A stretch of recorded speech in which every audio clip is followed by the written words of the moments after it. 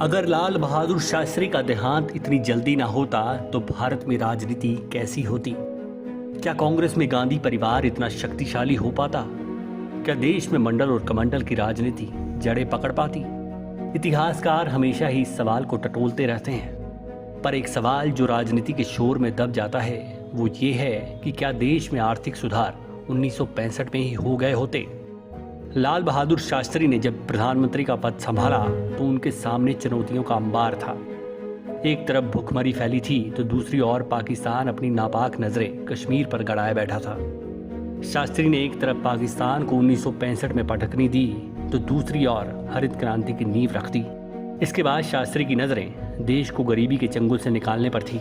इतिहासकारों की माने तो किसी भी एशियाई शासक से पहले वे आर्थिक सुधारों और निजी निवेश की दरकार को समझ चुके थे।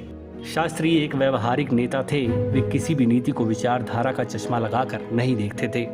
छोटे कद के शास्त्री के इरादे भारत का विश्व में कद ऊंचा करने का था। वे जानते थे ऐसा करने के लिए उन्हें निजी निवेश की जरूरत पड़ेगी। उन्होंने इसकी नींव देश के कृषि क्षेत्र में रख दी थी। बाहरी निवेश से कृषि क्षेत्र में नए उपकरणों, उन्नत बीज लाए गए। फूड कॉरपोरेशन ऑफ इंडिया का गठन किया जो निजी व्यापारियों के साथ स्पर्धा में था।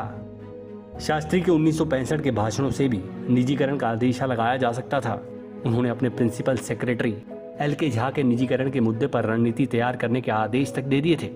देश के अखबारों में भी दिसंबर 1965 में होने वाले आर्थिक सुधारों की खबरें छपने लगी। पर अचानक शास्त्री की मृत्यु के बाद इंदिरा गांधी की सरकार ने हरित क्रांति की नीति को अपनाया, लेकिन देश में आर्थिक सुधारों को PV नरसिम्हा राव का इंतजार करना पड़ा।